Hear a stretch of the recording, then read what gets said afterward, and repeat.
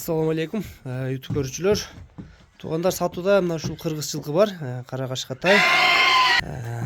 Азыр көрсөтүп берели ушуну. Так. Өтө өзөр тай экен туугандар. Дүйнөдөгү бир аламат. Буту колу, ден соолук тайдын ичип жеши бардыгы жакшы. Төрт казыгы таза экен. Көкүрөктөрү тайдын. Алдын буттары кашкасы. Так.